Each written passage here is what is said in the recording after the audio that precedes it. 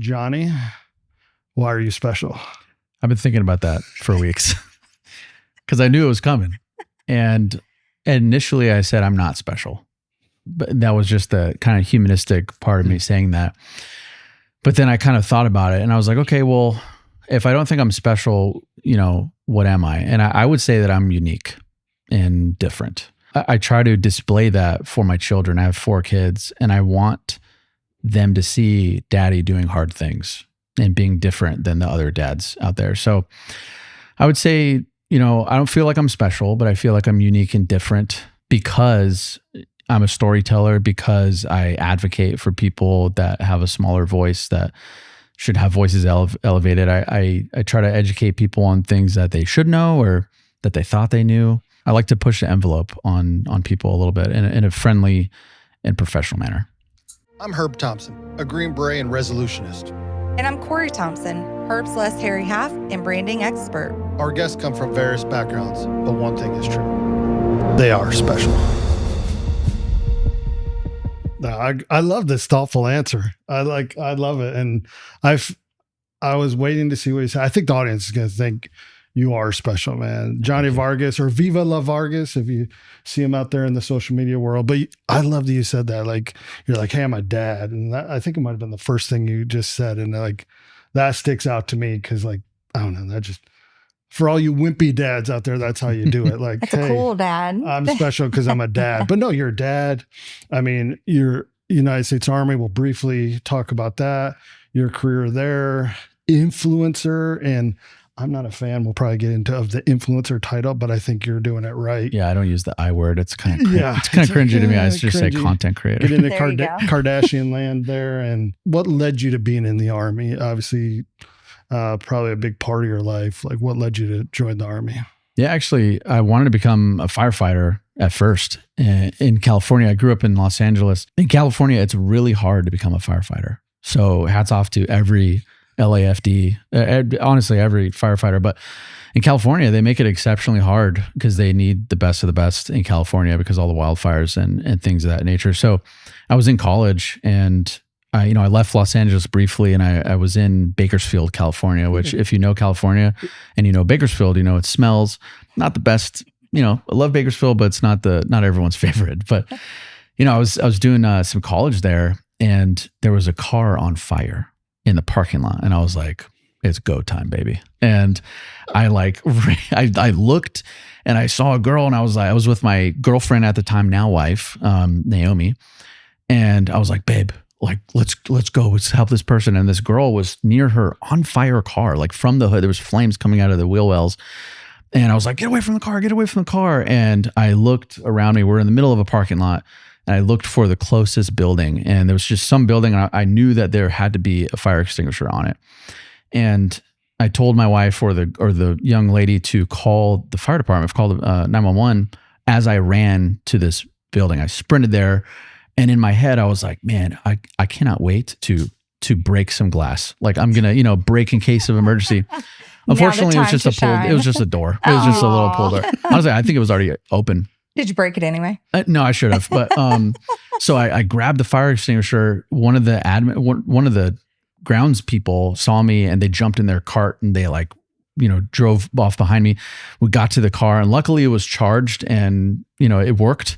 And I started spraying the car down and then the fire department showed up shortly after and they finished off the job and they told us to get back and the adrenaline was just through the roof.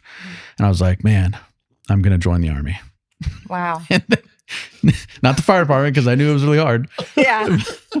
But I was like, I can't wait to see where this is going. So the next day, abrupt. The next day I met now I think Master Sergeant or Sergeant Major Michael White. He was my recruiter out in Bakersfield. Do you remember your recruiter? Yeah, I love that guy. He's that's impressive. Yeah, Michael White. He was one of the most caring people I had ever met. And even to this day, just, we don't talk to each other on the regular, but we see each other on social media. And one thing I remember about him is that he tried to develop us as civilians into somebody that would potentially make a good soldier and a good young man. And that's what I try to do now as an NCO is that I'm trying to help soldiers become better soldiers, but I'm also in the background helping men and women become better men and women when they get out, because eventually you're going to take the uniform off and you're going to have to go do some other hard things, trying to make other people's lives easier by getting these knuckleheads and trying to, because I was a knucklehead too, I was there once. Yeah. Some may say I'm still there. Yeah. But then, that's how I, joined the military, and I shipped off to basic January 1st, New Year's Day on 2013. So on New Year's Day. Let the Welcome good times to the ring, Army. right? Yeah. So fast forward to where you are today. You have a strong presence in reaching audiences everywhere. Millions every month. Millions. And you are still active. Mm-hmm. So how did you get presented with this opportunity were you already developing content? Were you,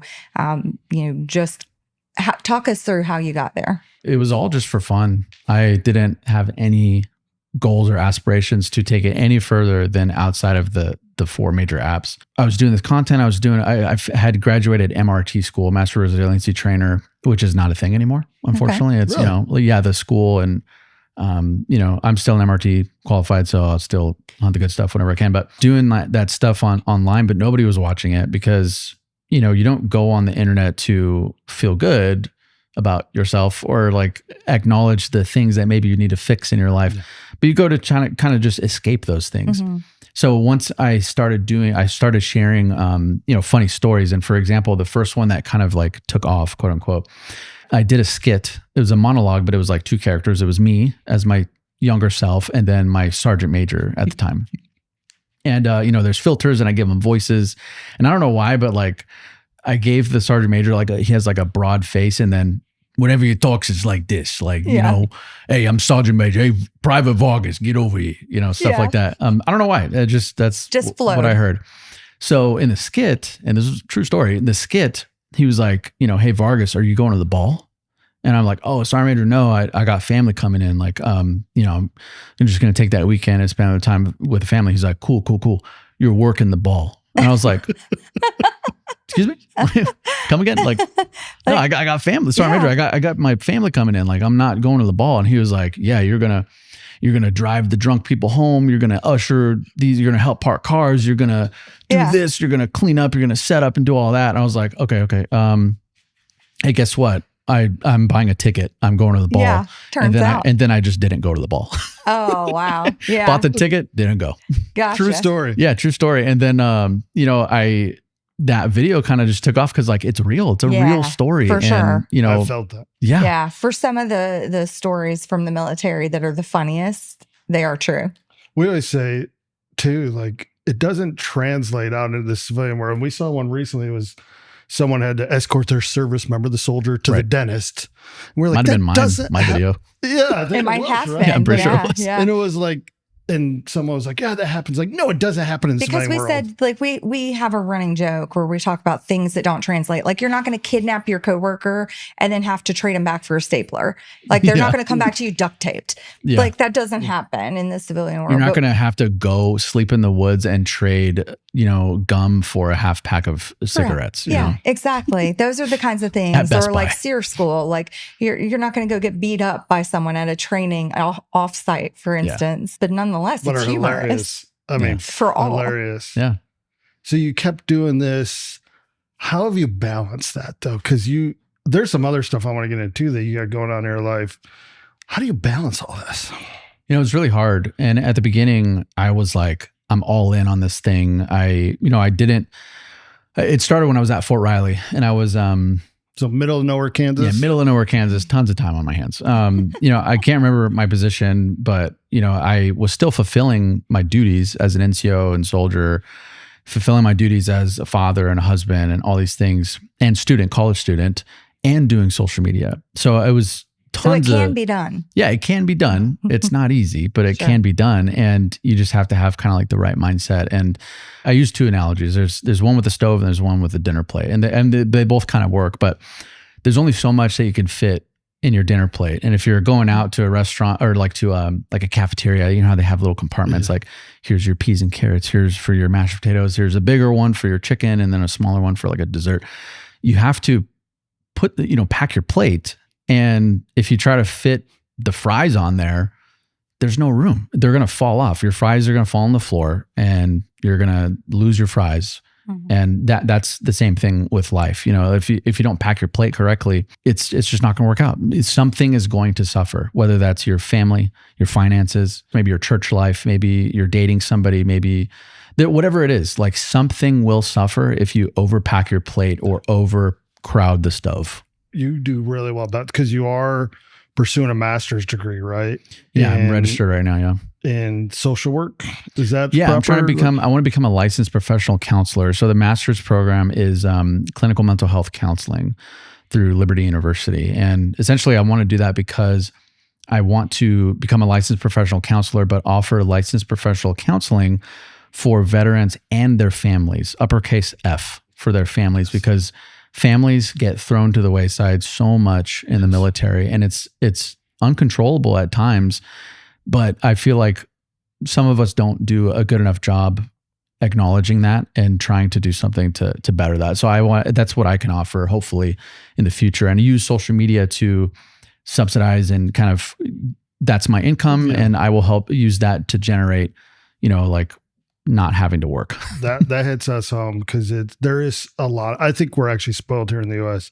with so many services for veterans, but for families, especially veteran families, like almost non-existent. I mean, it's very small. It is a rapid decline. And so utilizing that ability that you have through social media to create income for you, you also are then able to do consulting and speaking, and that's a large part of what you're going to continue to do with this as well, right? For the record, for legal purposes, I technically don't get compensated. Sure. Yeah. There's an LLC Sure. that receives compensation that is not mine and owned by someone else that I may or may not be related to. And I may or may not have access to the joint account that this stuff goes to. So just for the record, Doing this content creation, because we aren't going to use the influencer word. Because you don't Thanks. like it. It's like a cuss word. Yes, we both don't like that. Well, I mean, what's been some of maybe the coolest thing you've got to, or like some cool things that you're like, how the heck did I get here?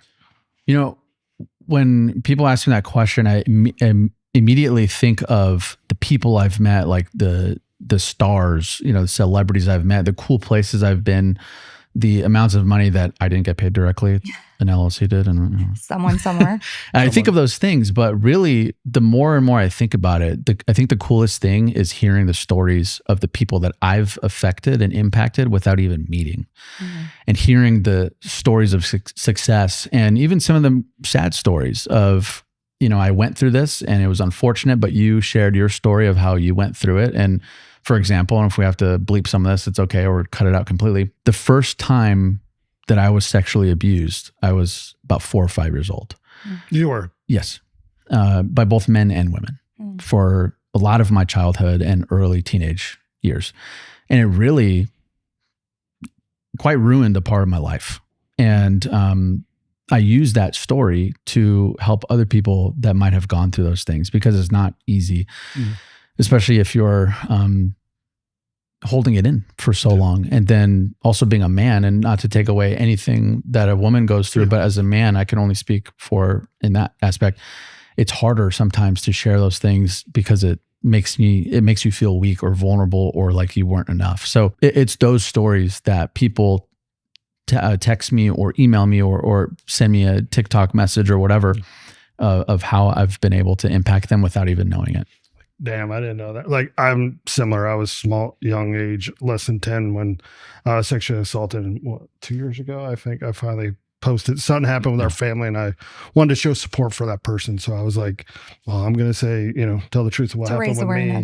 Yeah. And I will tell you, I did that. Did a post or two on social media and had hundreds of, specifically mostly from the special operations community, reach out, SEALs, Rangers, Green Berets, et cetera, going, dude, I thought it was just me. And I was like, holy crap. That's and why how many really people have held it in, like you said, for so long and not felt the comfort. I held it in for about 11 years. Wow. Didn't say a word.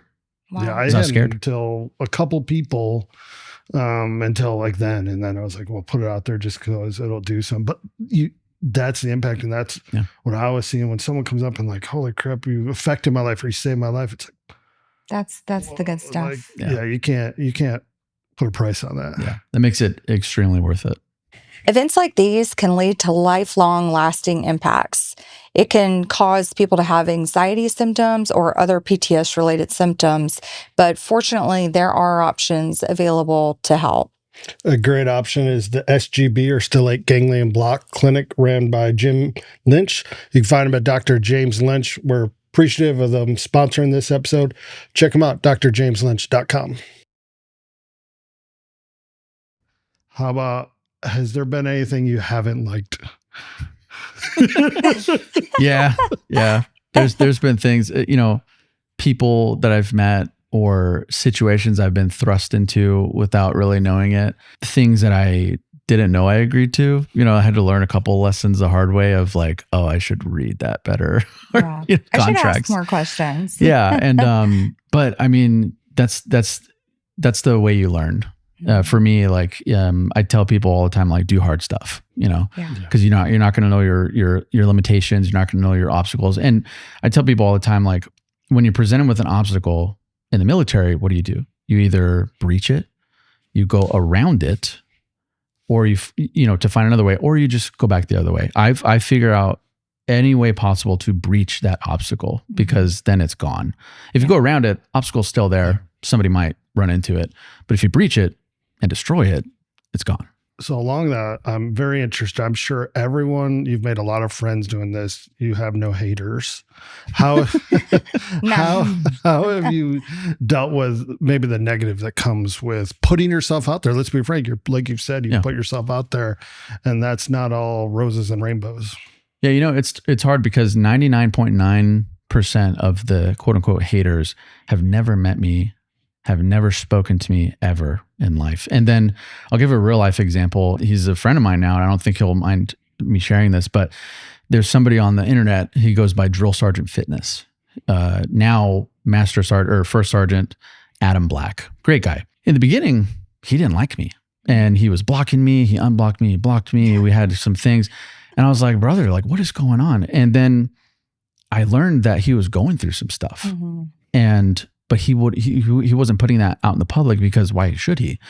Or why would he want to, So, and then finally we did an event together, and I was like, brother, I'm just going to say it. Like, do you not like me? We met for the first time, and him and I nearly cried together of different things that we've been through. And now we're really good friends, and we text each other. We're not unblocked, or we're unblocked. But that's a real life thing of like, we didn't, and I don't want to put the blame on him, but, we didn't get along. Sure. And now we're really good friends, and I trust him with my life. So, there are a bunch of haters out there, and you either lean into it or you ignore it. And I ignore it when I can, because when I lean into it, it kind of, they're the bad guy, but then once you lean into it, you're still like the good guy. The high road is just to ignore it and say nothing. But like the less high road, but still high nonetheless, is to lean into it and to turn it into a teaching lesson. For example, there was this young man. He was like a PFC or something, and I made a video I saved his video because he deleted it. Made an example out of him, and I posted this video. I think it should still be up, but I overlaid photos of him from years ago, and he was like morbidly obese. Yeah. He was giant. He was this big guy. I was like, this guy called me as such and such. And I showed another picture of him being pretty obese at the time. Yeah. And this guy, blah, blah, blah, blah, blah. And then I was like, you know what I have to say? And then I showed the picture of him now, and he's like super in shape. Yeah. And then I said, that's an amazing transformation. Good for you. Like, I can only imagine the hard work that it must have taken, and the time that it must have taken for you to do that. So congratulations. And then I ended the video. And then you have the power. You have the power. Yeah. You give people power when you, and it took me a while to learn, because I'm like, man, if we're in the same room, you wouldn't be saying that shit. Because like, we just want to, or maybe we would go outside, maybe we want to, but I just know you wouldn't sit in the same room with me and be like, you pussy. Yeah, exactly. Like, keyboard warriors, but it's like, you give them power. And oxygen and energy by engaging with them. So I've learned to. And we love the message of understanding that there's typically something more happening. Yeah. Mm-hmm. And we encourage people all the time to try and think beyond that moment and realize this isn't about whatever conflict is in the moment. Yeah. There's other things probably happening in that individual's life that if you take a moment to go like, hey, what's going on and understand that, then you build bridges, deep bridges or long bridges. There's typically like something behind the behavior, for sure. Of why did they say that? Why did they do that? It wasn't for nothing, Right. Absolutely. I would be remiss if I didn't try to get some tidbits for our audience and probably us too. But any advice to people who are, average person probably doesn't have many followers, but they're like, hey, I want to start leveraging social media more. And we've talked before, there's some science to this. Any kind of tips for people breaking into this? The main tip, and it's like the easiest one of all, is don't stop until it works. There's so many unsuccessful people out there because they stopped. And you could imagine their journey on a timeline. And here's success, but this is where they stopped. Mm-hmm. They were right there. And that's what I tell people. It's consistency. It's your ambition, your drive, because whatever you want, you're going to get. Mm-hmm. If you don't want it that bad, you're not going to get it. So I tell people all the time, like, don't stop. When I first started doing social media, I vowed to myself for 365 straight days, I made 3 videos a day on all 4 platforms. So I posted 12 videos, 3, 6, 9, 12. Yep. 12 videos. Yeah. Wow. I mean, they were the same 3 videos, but cross-posted 12 times. Wow. And I didn't skip Christmas. I didn't skip my birthday. So, it was a lot of late nights of filming stuff when kids went to sleep and things like that. But that was I'm going to try this for a full year. Mm-hmm. And if it doesn't work, there's probably something wrong with me. Not everyone can do it, because if it were easy, everyone would do it. All that to say, don't stop until it works. Don't stop till you're successful or till you're at a point where you feel comfortable, and then get uncomfortable again, because you reached it, you made it. Yeah. But now how do we make ourselves uncomfortable to reach the next plateau? And for me, that's, how do I do more public speaking? How do I do more brand engagement? How do I, reach different audiences? So when you get comfortable, you get complacent and people die, But obviously I don't think anybody's going to die here on the internet. Yeah. Oh, I hope not. We'll end up on military murder. Yeah. We don't want to end up on military murder. But I think one of the things that has contributed to your success largely has been the fact that you're able to maintain who you are. And this is something that Herb and I've talked in depth about for his own content, is you don't have to be someone else. There's so many people that conform their content, the trends or the influencers. But even beyond that, even the, hey, this is a skit. This is a trending skit. And that's the content that they post. It's quick clicks, but it's not long-term clicks. Right, yeah. And where you have that secret sauce is by being you. And I feel like we're meeting the person that we've met on the internet. Yes. Yeah. And that's such a great quality that you've been able to maintain that. That was another promise I made to myself, is that I would never act on the internet as somebody that I'm not. Mm-hmm. And it pays dividends, because when people meet me, if I'm sitting at In-N-Out or something, and I love In-N-Out from California, but if I'm sitting at In-N-Out or I'm at Best Buy or I'm out with my kids or whatever, I don't have to put on a show. That's right. Because this is what you get. Yeah. And this is how I am on the internet. So, I know people in the space that are nothing like they are when you meet them. And it's hard because they have to put on a show every time they meet somebody. Or I've gotten comments that are like, hey, I met so-and-so, and they're like, are they okay? They're like, I'm like, no, that's just how they are. They're just not that online persona. Right. That's not really who they are. Mascot on that is something we cherish when people say that, like, especially you're as just a like female, like, when they say you look just like you look on the internet. Yeah. Because I always go, what is the point of all the filters and all the editing? If you're going to meet me in person eventually and go, wait a minute.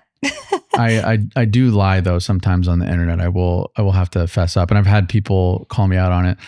I tell people that I'm 6'9" online, and then when they meet me, they're like, say you're not. You're Yeah, not. I'm about 7. I'm about 7'3". Just under it. Just under Just it. under it. Somebody actually did. They're like, dude, I thought you were 6'9".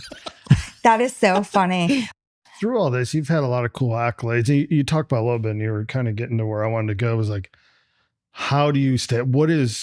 What's helping you stay balanced, no matter how big and cool stuff around you gets? I think it's the goal. I think it's my kids, my wife. I think it's just the audience too. So somebody told me a while ago, make content for the audience that you want, not the audience that you have. Since I've done that, I've created a community that cares about me. Mm-hmm. Like I have friends. I have hundreds of thousands and millions of friends every month that like care about me. And of course there's some haters out there, but the audience, they trust me. I'm transparent. I'm honest. I don't lean either way politically. Like I am who I am. And that's because they're who I wanted. And if they're there, I want them. And now we're friends. So I think that kind of keeps me on track a little bit. And let's just note this. How many friends do you have that you reach on, let's just say, a daily basis? Daily? I Now try to keep track of money. Yeah. Or it monthly, ebbs and whatever flows. figure you About have. $1 million a day? Be more than that. Yeah. More than $1 million a day. So on a bad month, it's probably about $1 million a day. That's across all the media platforms for, Instagram, Facebook, TikTok, YouTube. And it roughly averages out anywhere from like 30 to 40 million a month across all the platforms. So that's got to some be platforms really are better than healing others. for your inner child, presenting your authentic self. Yeah. And I see it also as that helps me. I tell myself I have a responsibility to not ruin that bridge for those people, because now I have to stay accountable to myself. I have to say the right things, quote unquote, right things online because they trust me. And I tell people, especially like this works for the audience as well as if you want to make content.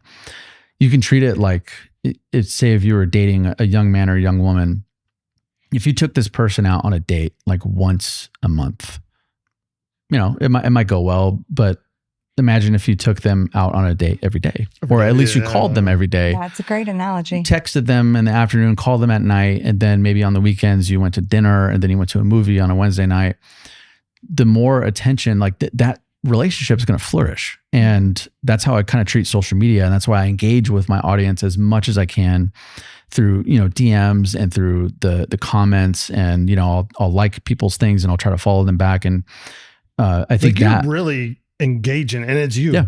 Mm-hmm. It's not a bot or something like that. That's pretty cool. Yeah. And it's hard, but yeah, I don't have like an agent or a manager. I do have a little help on some of the messaging, like the inboxes. It'll help me, they help me filter it, like, hey, Johnny, you should probably look at this. Or side quest is I do VA loans as well. So if it's a VA loan thing, it's typically answered by an assistant. Her name is Annie. Shout out Annie. And then Annie will then bring it to me, be like, hey, I just want to let you know I got this message. And then she'll highlight other things like, hey, this person said they're stationed at Carson and their barracks is on fire. Like, can you help them? So wow. How did you get into that? Like helping people get loans and stuff? Cause it's outside of some of the normal stuff that like we've been talking about. So how did that even come about? I bought my first home when I was a specialist, like a brand new specialist. So you're talking early in your career. Yeah, early. Junior And how old were soldier. you, roughly? This is 2016. I joined the military a little late. I wasn't right out of high school. So I was about 25 years old, I think. Okay. So I bought my first home in Alaska. And I didn't know about the VA loan. I was like, hey, what is this? And then I got rushed through this process and I didn't understand it well. But in the end, owning a home was one of the best decisions I ever made, financially and just kind of life-wise. So when we moved again, me and my wife were like, oh, let's just buy another house. And we used the VA home loan, and then we got more educated on it. And then I started telling service members about the VA loan and how they can use that as a wealth building tool, and how they're just, if you're renting, like if you get BAH and you're renting, paying someone else, you're paying someone else's investment, and you're wasting money, you're wasting time, and you're wasting part of your future. So I, educate people as much as I can.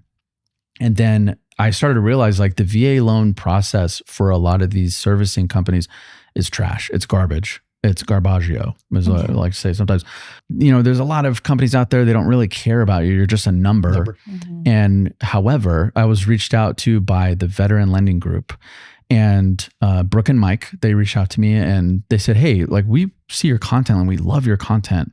And we love the way you reach people. And we love that you talked about the VA loan. Would you consider kind of coming on board? And I was like, immediately, that's kind of weird. Like, what is going on here? And then I took a meeting with them and I got to know them. And it was like the whole Drill Sergeant Fitness thing. Like, I didn't dislike them, but I was like, man, I don't know. And then I took the meeting with them. I was like, oh, like, this is great. Like, they're just trying to help veterans and service members, one, get educated, and then two, get into homes and to start that, generational wealth type of thing. So I work with them and for them in that space. And it's been quite the journey, and it's awesome. I love it because I think I was E5. Yeah. E5, my first, but I was 23, 24. And like, and comparatively, as our kids are approaching, nearing that age, that is probably not on the horizon for them. They are not in the military. Especially in California, New York. How many 24-year-olds that own a home right now? Yeah, none. A lot of, in fact, in our neighborhood, we've realized, most homes, they're multi-generational. They have kids renting from them or, supporting in some way in those spaces. But I think it's so incredible that being a part of the military does give families that opportunity, or individuals that opportunity. I mean, I think I say this all the time. I wouldn't be where we're at if it wasn't for the Army and what it allowed. 100%. I mean, from being able to purchase homes and the VA loan, I still have used that. College, both will in afterwards, just kids, lessons learned, everything. Like, I want to be where I'm at without that. But so many people don't take advantage of that stuff. Yeah. And I feel like a lot of people kind of only highlight the negative of the military. And I mean, there is negative to highlight, not everyone's experience is incredible. There's been times where I've been like backstabbed by a first sergeant or a commander or another soldier or, a spouse of somebody. It's not perfect. It's not pretty. Sure. However, the military, the Army has given me so many opportunities, and my family so many opportunities that, would I do it again? Yeah. Is it for everyone? No, it's not for everyone. Yeah. But, there's just so much that I could say the Army did for me and my family, that I'm grateful, the opportunities that have been had. Incredible. Obviously not special show was at the top of your dream list, but what is there something you haven't been able to do content wise? You're like, this is a dream. Like, I want to do this. Some of those things kind of came true like recently. I'm friends with a lot of people on social media, like that have followed me back, and we follow each other, like Mandatory Fun Day, Austin. Shout out to him. Yeah. Chef Rush. He follows me. Yeah, he's a great guy. Don't piss him off. Yeah. I've hung out They've gone shoulder to shoulder. I've hung out with Bryan Cranston. I got to interview him. I've hung out with Jim Gaffigan. He just gave me a bunch of whiskey the other day. That's awesome. With all these people, I met Kevin Hart. But like, okay, hold on. Wait, time out. Who is taller? I am taller than Kevin Nice. Hart. Actually, I'm pretty sure all of my sons are taller than Kevin. Sorry, Kev. Dang, Kevin. Just the other day, I got a follow notification, and it was none other than Justin Nunley on, Justin Danger Nunley, the Air Force veteran. So that was really cool. I was like, oh my gosh, that is so cool. And awesome. Then Jocko, I think yesterday, like I don't know if it's a consulting firm or like a coaching firm, like him and that, like Echelon Front. Yeah, they just followed me. Yeah. Nice. Yesterday I was like, dude, this is so cool. But outside of that, I do want to switch more to long form stuff. I've done live television before, like just on Veterans Day. I was at the New York Veterans Day Parade. I was live on ABC with a newscaster a couple times. So the kids got to see that. Yeah, they actually, it was so cute. My mom stayed back home here in Texas with my kids while me and my wife went on this trip. Love and that. My mom sent me a video I was like, hey mom, or I called her mama. I was like, hey mama, it's coming on like now, like go turn it on. Yeah. And then, so she turned it on and she filmed the kids, and my youngest filmed the kids watching. Yeah. Filmed the kids watching. And my youngest was like, oh, it's daddy. And then he tried to show me like his bubbles, like he had. And so later I had to pretend that I saw that, but, So I've done all these really cool things. I recently was awarded the a Mighty 25 award by That's We Are awesome. the Mighty, and people like George Bush and all these other influential people. that President George Bush Yeah, guy? that guy. Yeah, that guy. All these influential people have received this award, and it was like super humbling. I'm like, I am not at this level. I feel, but they felt otherwise. The organization thought I had impacted the veteran and military community and the families enough to award me that. So I'm very grateful for that. Outside looking in, I think you deserved it. Oh, thank you. Absolutely. But yeah, I don't know. I'm an open book. Like it's hard for me to say no. I say yes to a lot of things. So as long as my family's taken care of, I'm pretty happy. One of my favorite people in the world, my favorite actor in the world is Denzel Washington. So Oh, this is a funny, here we funny go. thing. Take a break for a moment because here Do you comes need the to stretch? Denzel Get story. a water. About a 2-minute Denzel story. It I will were to not meet him- disappoint. It will not disappoint. Have you met him? no, I would love to meet Okay. him. Okay. So once upon a time when I was traveling a lot, Mhm. I wanted to get home. I wanted to get home to my kids.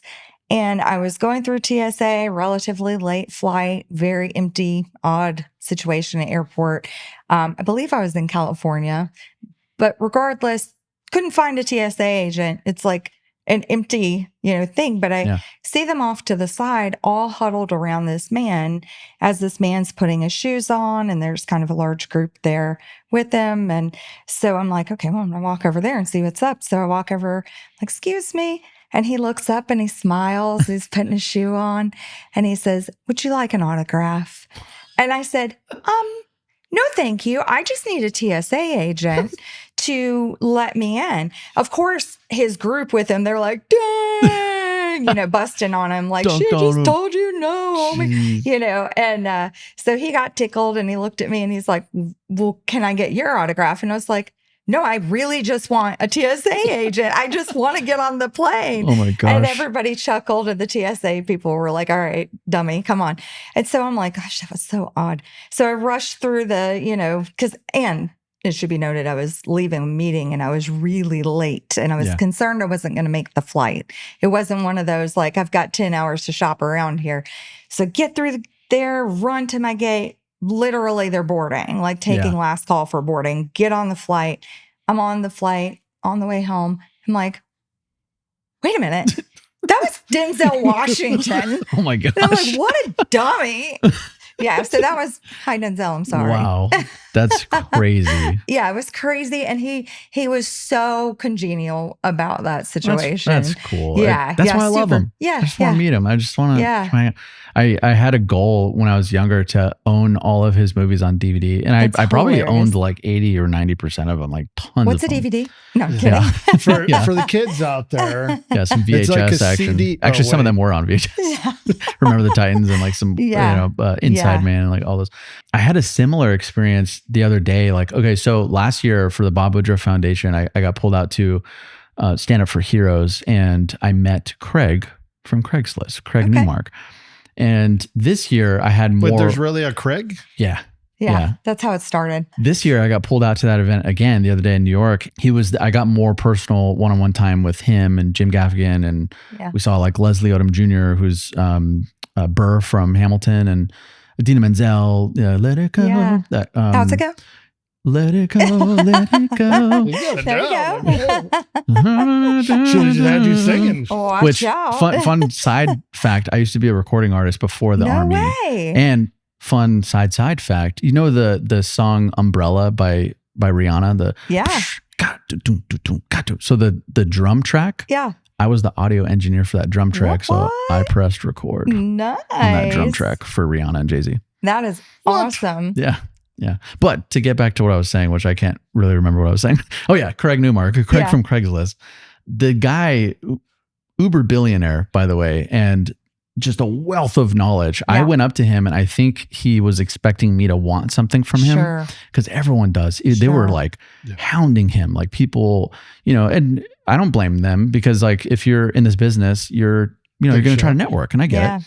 But I noticed that everyone was just taking from him, and he gives so much, hundreds of millions of dollars to organizations like Bob Woodruff Foundation and a bunch of different nonprofits. And I was like, hey, Mr. Newmark, I just want to let you know, like, I met you last year. I know you don't probably remember me. And he's like, yes. And, he's so kind and like, he's soft-spoken. And I was like, I just want to let you know that I'm thankful for you. He was like, what do you mean? And I was like, there's a lot of gaps in the military and veteran space and their families that people don't see. And your giving has filled so many gaps, more than you'll ever know. Yeah. And I just wanted to say thank you personally, because I feel like not enough people do. And then this man turns to me and goes, I feel like I need to do more. Yeah. I was like, Craig, I need to call him Craig. I said, Mr. Newmark. I just, I couldn't. I feel like I will probably never call a billionaire by their first name. I don't know. And I was like, Mr. Newmark, you've done enough. Like we're good. Like you're fine. And he goes, no, I'm just going to start doing cybersecurity work with this. I'm going to do this. And I was like, well, first off, probably shouldn't tell me that. It seems like top secret stuff, but just like the heart on this guy, I was like, man, I want to be like that. If I ever had like more than I could ever use, just giving it away willingly and just having, oh man, it was an incredible experience. It is always reassuring and restores faith in humanity when you have those kind of moments. People that have every reason to think highly of themselves, but they're thinking of others. I feel like the internet kind of misconstrues people all the time. And I just want to be an advocate for the service member first, the veteran second, but like lowercase service, S, lowercase V on veteran, but then uppercase F on the families. Some soldiers have called me the Barracks Batman. Love it. Because they've sent me photos, they've sent me messages, and I've been able to establish relationships with some of these garrison command teams. Yeah. And before stuff explodes on social media, I'd be like, hey, Sergeant Major, hey, sir, ma'am, just want to let you know, like building 212, room 32 Alpha, whatever. Yeah. They're whatever hasn't been working in 6 months, and they're pissed off. So I've been able to advocate on the lowest level for these junior service members. And keep it off of keep it, and it helps. Yeah. And I feel like a lot of people don't see that. And especially like in the different command teams at different levels, they see me on the internet. They're like, oh, that guy's just trying to drum up some trouble. I'm not. I'm just trying to make sure people are accountable. And sometimes I have to say difficult things and it's hard to hear. I have to tell the truth. A huge advocate of that was one of your guests, Colonel Chris Sailing. And she's defended Smartest me. woman on there. Yeah, she's incredible. Her and Colonel Janet Fajardo, they've defended me so many times. Lieutenant Colonel Cohen, they've defended me so many times of like, look, Johnny didn't say anything wrong. He just told the truth, and that upset you. So maybe look internally rather than try to bring the hammer down on Johnny. So definitely appreciative of that. But yeah, that's kind of what I want to say is just we could all do better. We could all do a better job. And I have to say, Herb and I have an inside joke about when things are fixed on the base, it's typically taking caution tape and wrapping it around it. And when we see something like that, we're like, oh, the military must have fixed that. Yeah, the landlord special. Yeah, and it stays that way for an indefinite period of time. You could come back in 2 years and it could still be caution taped up. Yep. So to have that capability to drive that change is super, super powerful. I was in DC and I was there for the Army's 250th birthday. And beforehand, somebody had sent me these things, this dryers or these washers were broken all over Fort Myer. And I made a video beforehand. I was like, hey, like no hate, but I'm telling you, like I will order 2 dryers or they were washers. I will order 2 washers right now on whatever website and I'll have them shipped. And I didn't know this at the time, but their PAO, the civilian, he actually said, he told me this in the meeting. He was like, we actually consider that. Like, is this legal? Can we take his money? So I was like, look, I will buy 2 new washers for this unit, this building. And I was like, and honestly, I'll be in DC on this day or these dates, and I will be on Fort Myer in that building on this date. Just going to peek around, just going to poke around. So I announced myself, and they knew I was coming. So I went on base, and the barracks building didn't have a do not enter. I checked by staff duty. They knew who I was. Like I was there. So all the legal things were checked. I'm an active duty service member. So I entered the base legally. And then I started counting, and I did a video and I counted all the washers that were broken. And it was like a lot of stuff. It wasn't just the 2. It was like, Yeah. I don't know, like 7 or 9 or whatever the number was. I did a video on it. And then like that evening, I get a call from the Pentagon, from a contact at the Pentagon. They're like, hey, Johnny, what are you doing right now? And I was like, oh, I'm just in the hotel. I'm getting ready for like dinner. I'm going to hang out with Tony Grinston, CEO of the former Sergeant Major of the Army, current CEO of Army Emergency Relief. And Dan Daly, the VP of the Soldiers and NCO program of AUSA. And I was like, yeah, I'm just going to dinner. He was like, can you go to the Pentagon? And do you have a uniform? And I was like, whoa, what? And he was like, yeah, they didn't like that video. And I was like, who is they? And just because I don't want to out them. I love that you said, who is they? Yeah, I was like, who is they? And I don't want to out them. And we're friends now, like we're on a professional level. And he told me who they was. And I was like, okay, tell they. I said respectfully, no, I'm going to dinner. I didn't do anything illegal, immoral, unethical. So the answer is no, respectfully. It's hard to say no respectfully, but also they can call my lawyer if they, are alleging that I did anything. He was like, all right, I'll tell them. And then like, I think that morning, that next morning, I get another phone call of like, hey man, this is getting worse. They really want to see you. They want to talk to you. And I was like, okay, I will. In between then, I got messages from some followers. And they're like, hey, I just want to let you know that there's a bolo out for you. And they, they were some of the MPs were briefed to detain me if they saw me. And I was like, what? How? They were like, yeah, you trespass. And I was like, nope, that's not the definition of trespassing. Yeah. You have to trespass that person first and they have to come back. And also they have to have not have access to that place in the first hand, which I totally had access. And there has to be signs and all kinds of things. Like nobody told me that I was trespassing. Nobody told me not to be there. If I would have returned, then, that's whatever. Trespassing. Yeah. So, and he was like, I know, I understand, but they want to talk to you. So all that happened and I called my lawyer and I was like going through things and he was like, no, Johnny, you're fine. This is a easy case. Like if it goes that far. And I was like, okay. And I told my contact, I said, okay, I will go speak to them. I want you with me. I don't want to be alone in the room with said people. And I'm also not apologizing.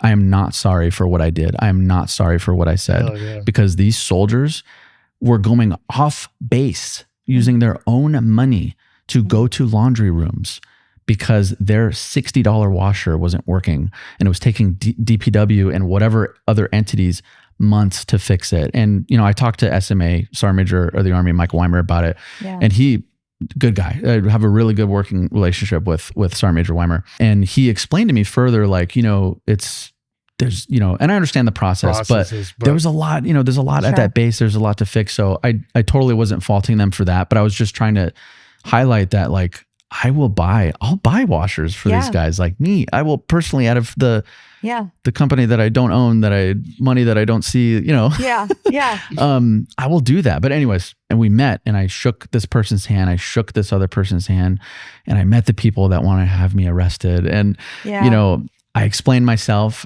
and they explained their position. And one of them, and I won't say who, but one of them said, before we became friends, he was like, Johnny or Sergeant Vargas, like, let me ask you, you said in the video that all you want in return, if you were to buy these washers, all you wanted in return was to have us say thank you and to provide a reason why these weren't fixed. And I was like, yes, that's what I said. Like I recall the video I made. And then they go, what command team do you think would do that? And I said, hopefully all of them. Yeah. I would think all of them would. Like that's called accountability. Yeah.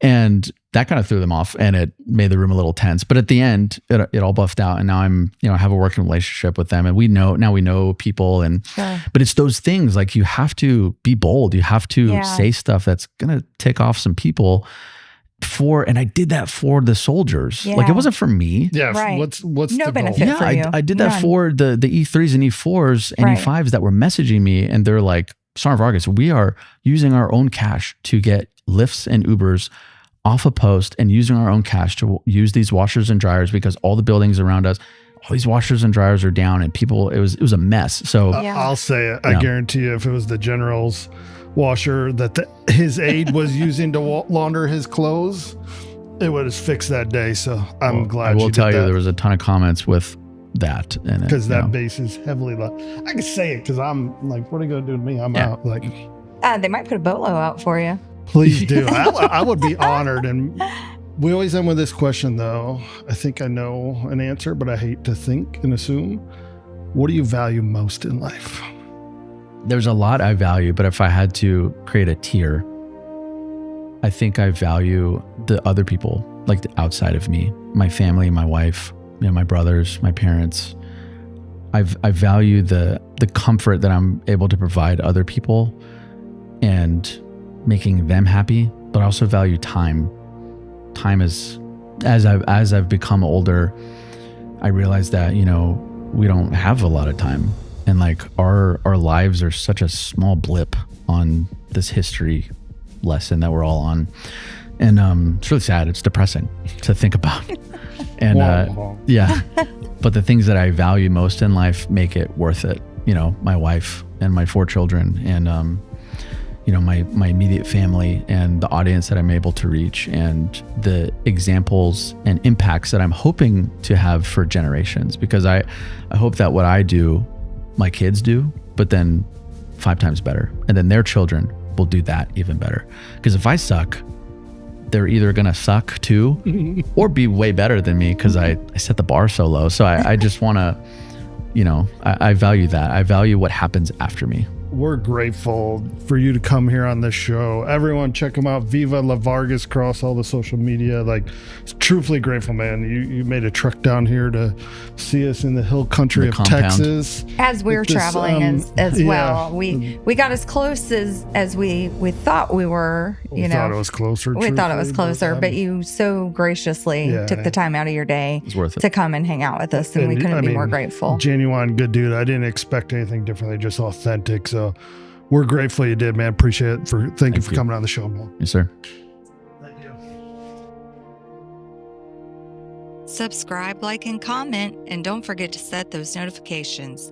We'll see you next week with another special guest. Until then, own your journey.